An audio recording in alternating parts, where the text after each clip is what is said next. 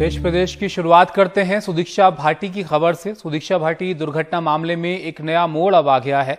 UP police ने दावा किया है कि छेड़खानी का कोई सबूत नहीं मिला है। हादसे के वक्त बाइक सुदीक्षा का नाबालिग चचेरा भाई चला रहा था। चचेरे भाई, मामा और सुदीक्षा के पिता ने जो 3 तहरीरें लिखवाई उनमें भी छेड़खानी का आरोप नहीं था। अगले दिन सुदीक्षा के चाचा ने दावा किया कि बाइक वो चला रहे थे, लेकिन उनकी लोकेशन दादरी में थी और वो हादसे के 2 घंटे बाद मौके पर पहुंचे। पुलिस का दावा है कि उनका रूट चार्ट पुलिस के पास है। एक चश्मदीद ने भी कहा कि छेड़खानी नहीं हुई। पुलिस ने कहा कि वहीं सुदीक्षा को अस्पताल लेकर गए और एसआईटी जांच में सब कुछ साफ हो जाएगा।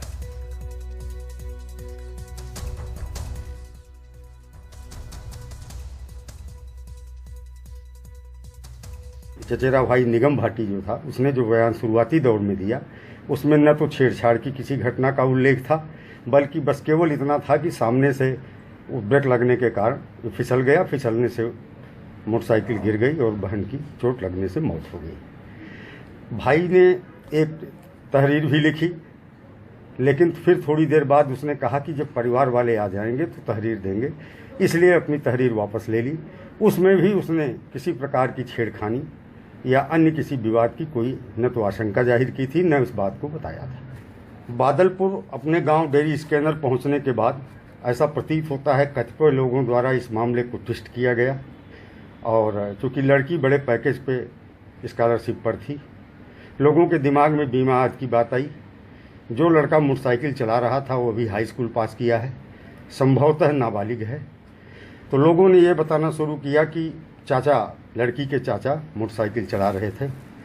लेकिन विवेचना के दौरान जब चाचा के मोबाइल, सत्येंद्र भाटी नाम है, का एनालिसिस किया गया तो 8:50 की घटना है।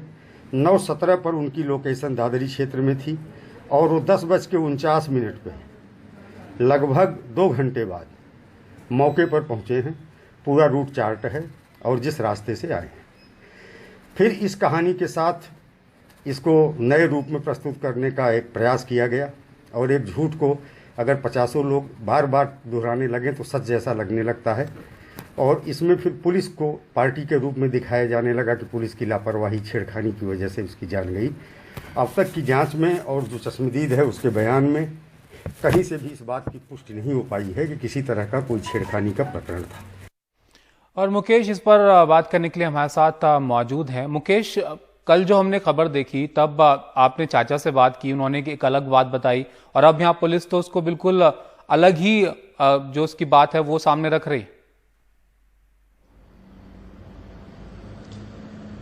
देखिए, बिल्कुल अभी तक की जांच के हिसाब से ऐसा लगता है कि जो नाबालिग बच्चा जो बाइक चला रहा था, जो सुदीक्षा के साथ था, चूंकि वो नाबालिग था और घर वालों को ऐसा लगा होगा कि अगर नाबालिग बच्चे को ये दिखाया गया कि वो बाइक चला रहा था तो उसके खिलाफ भी कोई ऑफेंस या मामला बन सकता है।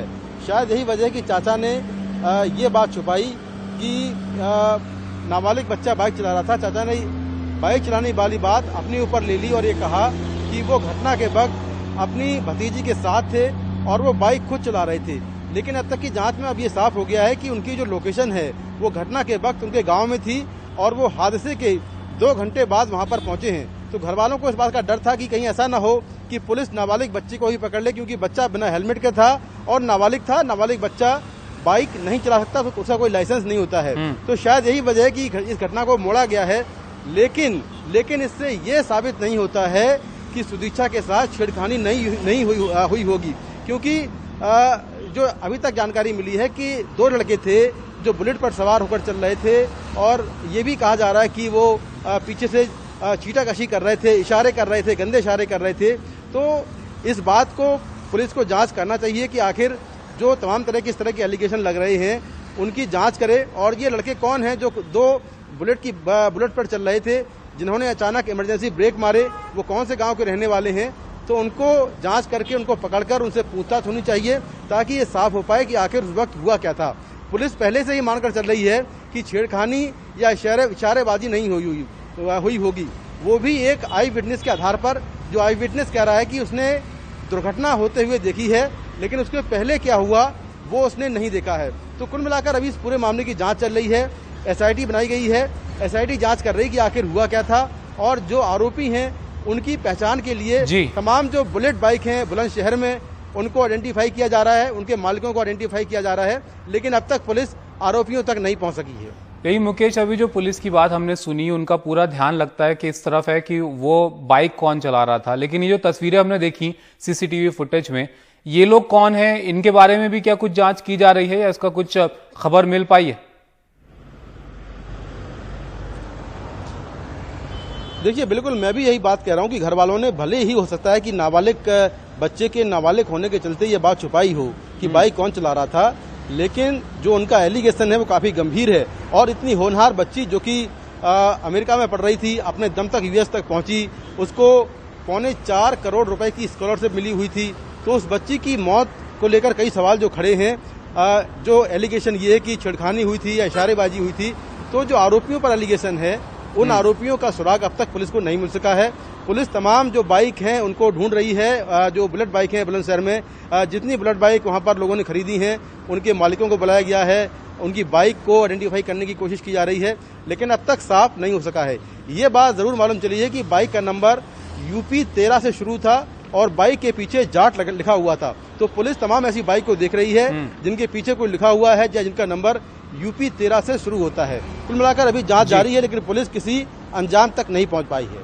शुक्रिया मुकेश ये सब जानकारी के लिए। तो जांच जारी है, पुलिस किसी अंजाम तक पहुंचे तब बातें और ज्यादा साफ होंगी कि दरअसल वहां पर क्या हुआ था, किस वजह से यह हादसा हुआ था। बहरहाल आगे बढ़ते हैं। बेंगलुरु में कांग्रेस विधायक श्रीनिवास मूर्ति के घर पर तोड़फोड़ के दौरान कई गाड़ियों में आग लगा दी गई, लेकिन इसी दौरान वहीं पर स्थित एक हनुमान मंदिर को नुकसान ना पहुंचे, इसका पूरा ध्यान रखा गया। मंदिर को युवकों ने ह्यूमन चेन बनाकर घेर लिया जिससे कोई उसे नुकसान ना पहुंचा सके।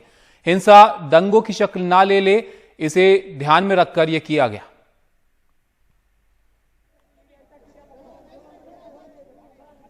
यह विधायक अखंड श्रीनिवास मूर्ति का घर है और देखिए वहाँ पर कुछ गाड़ियाँ जली हुई हैं। उनके घर पे भी हमला हुआ था। कुछ गाड़ियाँ घर से कुछ कदम दूर भी जली हुई हैं।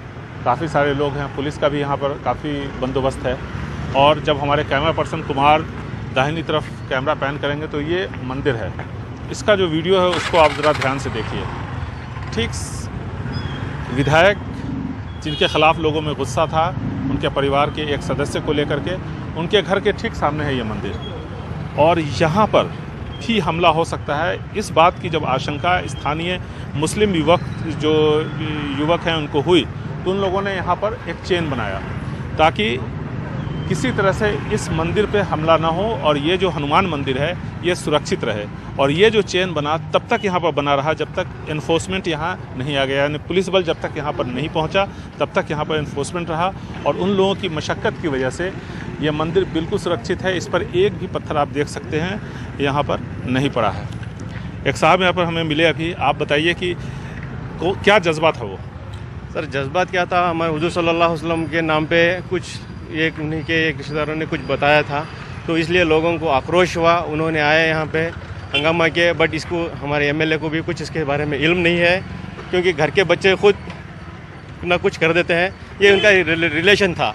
लेकिन तो ये बताइए कि मंदिर को कैसे बचाया गया? तो मंदिर को क्या है, हमारे लोगों मुसलमान लोगों ने पूरे यहाँ पे खड़ के एक सर्कल जैसा बनाया है क्योंकि धर्म के नाम पे हम लोग कुछ करना नहीं चाहते थे कि मंदिर भी बचाना है, मस्जिद भी बचाना है हम लोगों को। तो इसलिए पूरे का पूरे एक लोग यहाँ पे एक सर्कल बनाए और मंदिर को कुछ भी डैमेज ना हो, इसी तरह इस मंदिर को पूरी तरह से सेफ गार्ड किया गया। कितनी देर सब लोग थे यहाँ पे? यहाँ पे अप्रॉक्सीमेट 1 आवर थे, जो क्योंकि पूरा एनफोर्समेंट यहाँ तक आने तक, जैसे ही एनफोर्समेंट आया उन्होंने उसको पोजीशन में लिया और उन्होंने इसको देखभाल की। बहुत बहुत शुक्रिया। तो ये बता रहे थे किस तरह से इस मंदिर को यहाँ पर जो मुस्लिम युवक थे उन्होंने बचाया, क्योंकि काफ़ी लोग नाराज़ थे और इस वजह से काफ़ी भीड़ आई थी। और देखिए ठीक कैमरा पर्सन कुमार बाईं तरफ जब कैमरा पैन करेंगे, ठीक मंदिर के सामने विधायक का घर है। विधायक के घर पे किस तरह से तोड़फोड़ हुई है, गाड़ियाँ जलाई गई हैं। जब हम आ रहे थे तो रास्ते में हमें कई जगहों पे जली हुई गाड़ियाँ मिली। यहाँ पर भी देखिए जो लोग खड़े हुए हैं उनके पीछे बहुत सारी गाड़ियाँ जली हुई हैं। तो एक अच्छी सोच है और सब लोग इसकी तारीफ़ कर रहे हैं कि एक अच्छी कोशिश थी। बेंगलुरु से कैमरामैन कुमार के साथ निहाल खिदवई, एनडीटीवी इंडिया। तो अब ये सब आखिर हुआ क्यों, क्या इसके पीछे की वजह थी, ये आपको बताते हैं। कर्नाटक के बेंगलुरु में सोशल मीडिया पर एक आपत्तिजनक पोस्ट को लेकर भड़की हिंसा के बाद पुलिस फायरिंग में 3 लोगों की मौत हो गई। हिंसा में 60 से ज्यादा पुलिस वाले घायल हुए।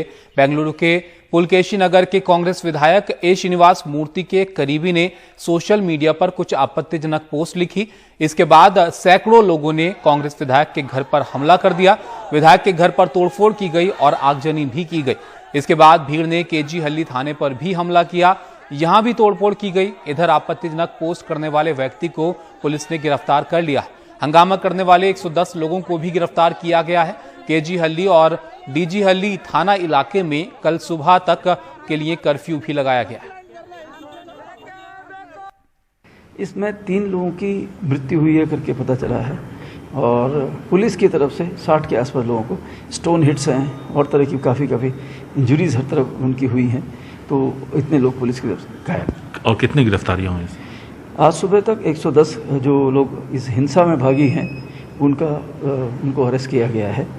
और जिस आदमी के फेसबुक की वजह से प्रॉब्लम हुई थी उसको भी गिरफ्तार कर लिया गया। सर, एक आखिरी सवाल कि क्या राइट विंग हिंदू या मुस्लिम ऑर्गेनाइजेशंस के कुछ लोगों का इसमें हाथ आपको दिखता है जांच में? देखिए, अभी तो इन्वेस्टिगेशन कल रात से केस लेके हमने शुरू किया है, तो इन्वेस्टिगेशन होगा। सरकार के स्तर पर ये एक निर्णय होगा कि किस स्तर पे ये इन्वेस्टिगेशन होना चाहिए। हमारी तरफ से सीसीबी की तरफ से इन्वेस्टिगेशन अभी शुरू हो चुका है। जैसे जैसे इन्वेस्टिगेशन में जिस तरह की बातें सामने आएंगी उसके हिसाब से ही हम उसको कोर्ट के सामने प्रस्तुत करेंगे। सिटी क्राइम ब्रांच अब इस मामले की जांच करेगी? सिटी क्राइम ब्रांच कर रहा है अभी, वो करके उसके बाद में उसको आगे बढ़ाएगा। और यमुना एक्सप्रेसवे पर मथुरा के पास बड़ा सड़क हादसा हुआ है। मौके पर ही 4 लोगों की मौत की खबर है, जबकि 8 लोग घायल हुए हैं। बताया जा रहा है कि खड़ी बस में पीछे से टैंकर ने टक्कर मार दी। मौके पर पुलिस ने पहुंचकर घायलों को अस्पताल पहुंचाया। यमुना एक्सप्रेसवे शुरू होने के बाद से ही लगातार दुर्घटनाएं यहां पर होती रही हैं। थाना यमुना पार के इलाके के माइलस्टोन 105 के पास ये घटना हुई।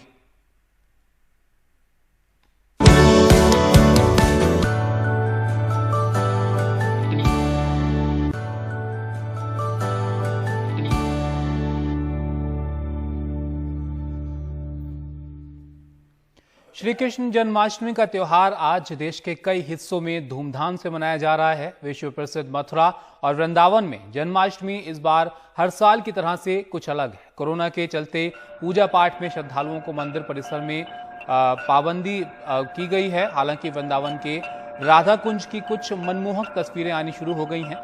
यहाँ कान्हा के आगमन की खास तैयारियां की गई हैं। मुंबई में भी जन्माष्टमी की रौनक इस बार और सालों के मुकाबले फीकी है, लेकिन लोग अपने घरों में पूजा पाठ कर रहे हैं।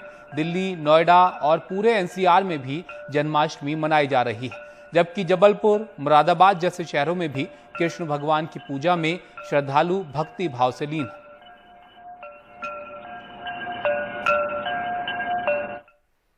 आज मथुरा और वृंदावन में धूमधाम से जन्माष्टमी मनाई जा रही है। वृंदावन के राधा कुंज की तस्वीरें आपको दिखाते हैं।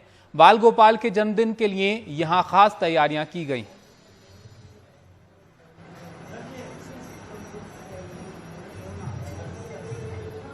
वहीं मथुरा में श्रद्धालु सुबह से ही कृष्ण के रंग में नजर आ रहे हैं। यहां के नंद भवन मंदिर में पूजा अर्चना की जा रही है।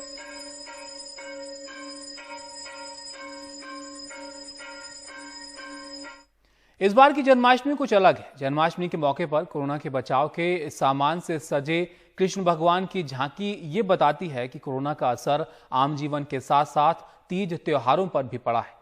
तभी तो छोटे छोटे मास्क, कोरोना किट और कोरोना का प्रतीक मुकुट इस बार जन्माष्टमी में झांकी सजाने के लिए लोगों की पहली पसंद बना है। सिर पर कोरोना से बचाव की पगड़ी, बदन पर पीपीई किट और मुंह पर मास्क, इस जन्माष्टमी पर कृष्ण भगवान का ये नया ड्रेस है। इस ड्रेस में सजे कृष्ण जी लोगों को खूब भा भी रहे हैं। इस बार सबसे ज़्यादा लोगों को मास्क और क्या नाम पीपी किट ज़्यादा लुभा रहा है और कोरोना मुकुट, और है तो बहुत सी चीज़ें आती हैं। और इस बार हम लोग इसको लेके आए हैं सरकार के, मतलब कि इनके लड्डू गोपाल के माध्यम से सरकार मतलब पब्लिक को, जनता को जो कि संदेश देने के लिए, ताकि वो मास्क और का यूज करें और सोशल डिस्टेंसिंग का जो कि पालन करें। इन सामानों की मांग को देखते हुए बाजार में छोटे छोटे mask, PPE kit, face shield मूर्ति के साइज के हिसाब से बने हैं, जो जन्माष्टमी झांकी की शोभा बन रहे हैं। लोगों को लगता है कि इससे बड़ा संदेश जाएगा। हम लोग तो जन्माष्टमी का हर साल ही करते हैं, लेकिन इस बार ये कोरोना वाला जो ज़्यादा लुभा रहा है, क्योंकि जो लोग नहीं कर पा रहे हैं, जो लोग इसको नहीं करते हैं कि छोड़ो हटाओ ये क्या है, रास्ते में ऐसे ही चलते हैं, तो उनको देख के कम से कम एहसास हो कि नहीं ये ज़रूरी है। जब भगवान ऐसा कर सकते तो हम लोग को भी करना पड़ेगा। हमारे त्यौहार समाज का आईना कहलाते हैं, जिसके जरिए अच्छाई और बुराई का संदेश देने की प्रथा पुरानी है।